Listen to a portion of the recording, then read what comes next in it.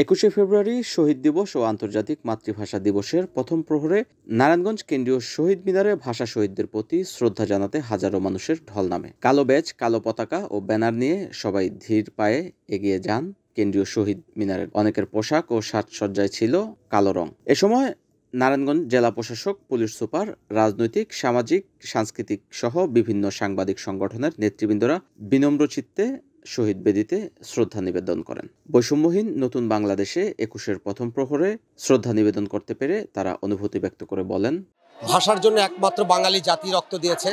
তাদের রক্তের বিনিময়ে আজকে আমরা বাংলায় কথা বলছি, আজকে বাংলা রাষ্ট্রভাষা চলছে।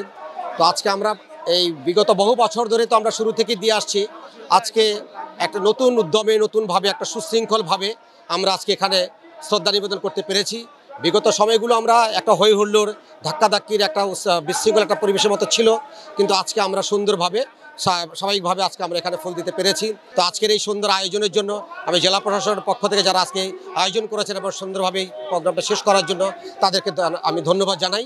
এবং আমরা চাই আগামী দিনগুলোতেও যাতে শহীদদের প্রতি বিনম্র শ্রদ্ধা জানাতে জন্য সুশৃঙ্খলভাবে যারা শহীদ বেদির পবিত্রতা রক্ষা করে তারা যাতে শ্রদ্ধা নিবেদন করতে পারে। যে বৈষম্যবিরোধী ছাত্র আন্দোলন, ছাত্র শ্রমিক জনতার যে আন্দোলনে ফ্যাসিস্ট খুনি হাসিনার যে পতন হয়েছে, তারপর থেকে বাংলাদেশের প্রতিটি রাজনৈতিক দল, সামাজিক সংগঠন এবং বিভিন্ন সংগঠন তারা স্বাধীনভাবে কাজ করতে পারছে।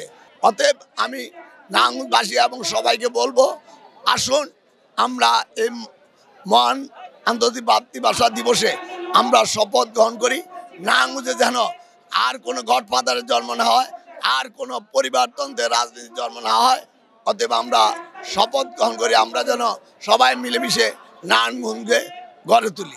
দীর্ঘ 16টি বছর পরে 5ই আগস্টের পতনের পরে এই প্রথম সর্বদলীয়ভাবে নারায়ণগঞ্জের যতগুলো অঙ্গ সংগঠন আছে তারা তাদের এই শহীদদের প্রতি শ্রদ্ধা জানানোর জন্য এখানে এসেছে।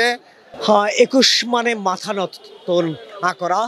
আমরা প্রতিবারই 21শে এই শহীদ মিনারে শহীদদের প্রতি শ্রদ্ধাঞ্জলি এটা হচ্ছে জ্ঞাপন করি, কিন্তু এবারে 2025-এর 21 সত্যিকার অর্থে আমাদের কাছে মনে হচ্ছে এটা একটা আত্মমর্যাদার লড়াই, যে লড়াই আমরা হাসিনার বিরুদ্ধে করেছি এবং সে লড়াইয়ে বাংলাদেশের জনগণ জয়ী হয়েছে।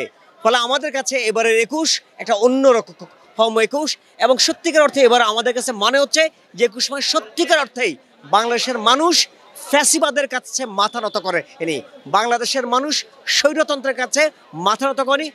দীর্ঘ 16 বছর পর বিএনপির নেতাকর্মীরা সহ বিভিন্ন বিরোধী দলীয় নেতাকর্মীরা, বিভিন্ন রাজনৈতিক দলের নেতারা, সাংবাদিকরা সবাই উৎফুল্লভাবে শহীদ মিনারে শহীদদের বেদিতে ফুল দিয়ে শ্রদ্ধা জানাচ্ছে, দেখে খুব ভালো লাগছে।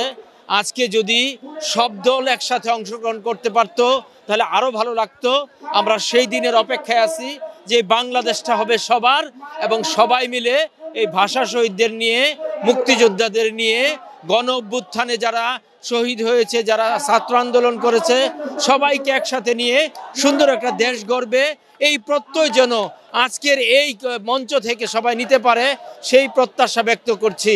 যে বাংলাদেশের যে বর্তমান প্রেক্ষাপট, সেই প্রেক্ষাপটে দীর্ঘ 17 বছর পর আওয়ামী ফ্যাসিস্ট যে সরকারের পতন হয়েছে, সেই পতিত সরকার যাওয়ার পর মানুষের এই প্রথম দীর্ঘ 17 বছর পর যে স্বতঃস্ফূর্ত অংশগ্রহণ, বিভিন্ন রাজনৈতিক, পেশাজীবী, সাংগঠনিক এবং অন্যান্য সাধারণ মানুষের এবং সাধারণ ছোট বাচ্চাদের পর্যন্ত যে সমবেত অংশগ্রহণ, সেই অংশগ্রহণ নিঃসন্দেহে প্রাঞ্জলতা সৃষ্টি করে। মহান ভাষা দিবসের শহীদদের স্মরণে বাংলাদেশ জাতীয়তাবাদী গার্মেন্টস শ্রমিক দলের পক্ষ থেকে আমরা তাদেরকে শ্রদ্ধা নিবেদন করছি এবং প্রায় 17 বছর পর স্বতঃস্ফূর্তভাবে বাংলার জনগণ শহীদদের স্মরণে শ্রদ্ধা নিবেদন করতে পারতেছেন। NAN TV, Narayanganj.